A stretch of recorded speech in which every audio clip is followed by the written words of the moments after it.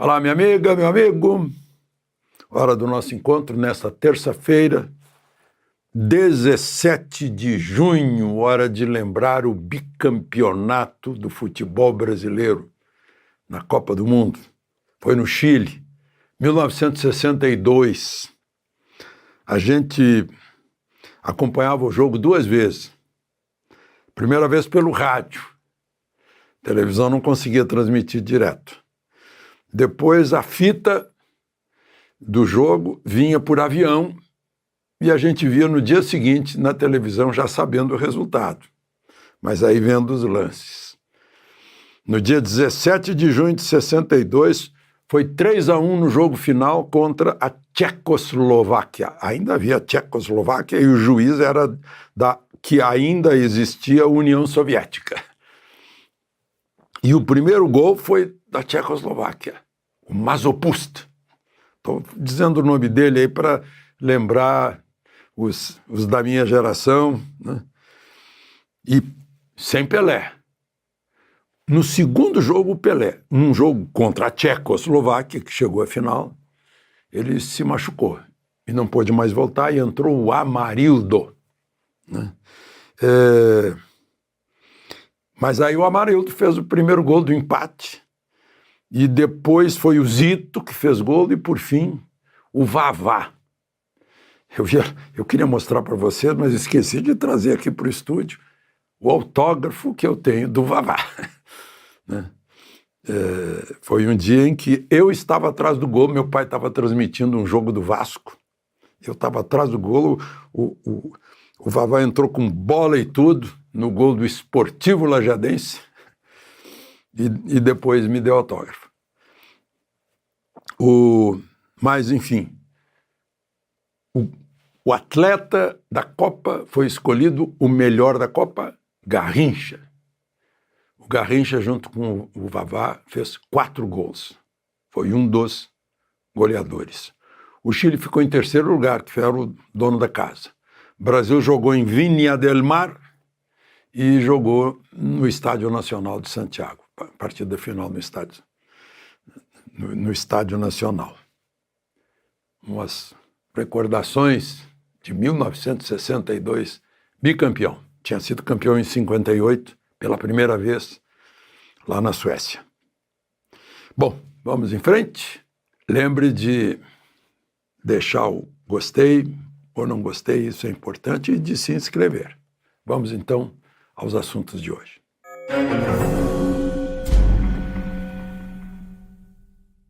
Gente, hoje também é o dia da veterinária militar, ou do veterinário militar, do Serviço Médico Veterinário das Forças Armadas. Deve ter sido uma homenagem à publicação no Diário Oficial de hoje de uma lei, lei do Congresso, óbvio, sancionada, publicada no Diário Oficial e está em vigor. É proibido fazer tatuagem e botar piercing em cães e gatos. Que belíssima notícia. Eu vi que o Conselho Federal de Veterinária saudou essa lei, dizendo que ela vai evitar infecções, lacerações, deixa eu ver aqui o que mais que disse, necroses, né, e outras agressões ao corpo dos animais que a gente tanto preza. Além da agressão estética, né? Talvez essa seja a principal, porque contraria a natureza. Não vai impedir o chip de localização, que muita gente coloca no animal, identifica e localiza. Que bela notícia. Os animais são irracionais e vítimas de seus donos que, sei lá, por que maluquice, resolvem mutilar os animais com tatuagem e furando o animal com os tais de piercings. Bom, ontem a gente estava aqui conversando e eles estavam ainda fazendo discursos na Câmara, talvez para dar quórum. Olha que deu um belo quórum. São 513 deputados e votaram 444. E foi uma goleada. Eu tinha citado aqui o líder Sóstenes Cavalcante, do PL, dizendo que ia ter 300 votos. Não teve 300. Teve 346, quase 100 votos além do necessário para dar urgência no projeto de decreto legislativo para derrubar o decreto do Executivo que aumentou o imposto sobre operações financeiras, vale dizer, sobre abertura de crédito, sobre câmbio, encarecendo tudo, para tirar alguns bilhões do pobre pagador de impostos que trabalha 5 meses por ano para pagar imposto, que está sustentando o Estado que não está prestando serviços públicos à altura dos impostos que cobra. Só 97 de 513 deputados tiveram coragem de votar a favor do governo e contra o pagador de impostos. Só 97. 346 votos. Acho que a primeira rebeldia ou a primeira tomada de consciência de deputados num país que toda hora a gente vê a Constituição que eles juraram defender, cumprir e guardar ser desprezada, substituída pelo arbítrio, na cara do parlamento, inclusive no artigo 2º, que fala na independência e autonomia dos poderes e harmonia. Inclusive em outro trecho da Constituição que diz que é obrigação dos congressistas do Legislativo de defenderem suas prerrogativas. E, no entanto, a gente vê o Supremo legislando. Não. Prendendo o deputado por quaisquer palavras. Eles podem pronunciar quaisquer palavras em qualquer lugar do mundo, a qualquer hora. É o que diz a Constituição no artigo 53, mas voltemos lá. Então, é raro o deputado não se omitir, não se alienar e voltar à realidade e votar. Bom, agora vão votar. Estão dizendo que votam ainda nesta semana. A derrubada, está na cara que vai derrubar, né? Com esse número de votos para urgência, está na cara que vão derrubar o decreto legislativo do IOF e já estão avisando. E a medida provisória que está botando mais imposto de renda sobre letras de crédito agrícola, letras de crédito imobiliário, debêntures, que são mecanismos também de crédito para apoiar a produção, manter o emprego, né? Manter a atividade econômica. Essa medida provisória está condenada. E principalmente porque tem eleição no ano que vem. Ninguém vai votar em quem está optando por cobrar mais imposto, né?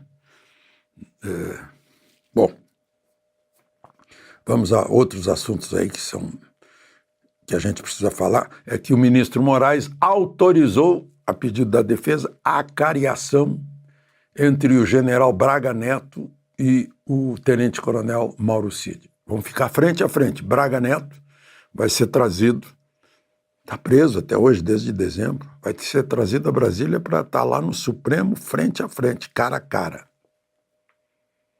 para desvendar as informações. Mauro Cid, todo mundo sabe, ele disse, está aí as gravações, a Veja mostrou, que nunca falou em golpe e que estão pondo palavra na boca dele e que estão insistindo em fazer declaração que querem que ele diga, né? Todo mundo viu o interrogatório pelo ministro Moraes, o ministro Moraes dizendo se ele não quiser que o pai dele, a filha mais velha dele, sejam incluídos em inquérito, que ele fale. E outra cariação, no mesmo dia 24, próximo, General Freire Gomes, ex-comandante do Exército, e o Anderson Torres, que no dia 8 de janeiro era secretário de Segurança Pública do Distrito Federal, foi ministro da Justiça de Bolsonaro, né, que, aliás, Bolsonaro está indiciado pela Polícia Federal, ele, o Carlos Bolsonaro, e mais o deputado Alexandre Ramagem, por usar um mecanismo de escuta, um tal de first mile,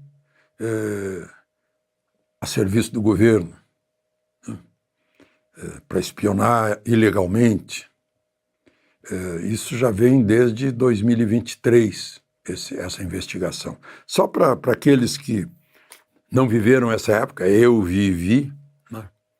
Quando foi criado o Serviço Federal de Informação e Contra-Informação por Juscelino Kubitschek, em 1958, esse serviço foi muitas vezes acusado de ser usado para espionar Carlos Lacerda, adversário de Juscelino, governador da Guanabara. Então, não é novidade. E, aliás, o Serviço Nacional de Informação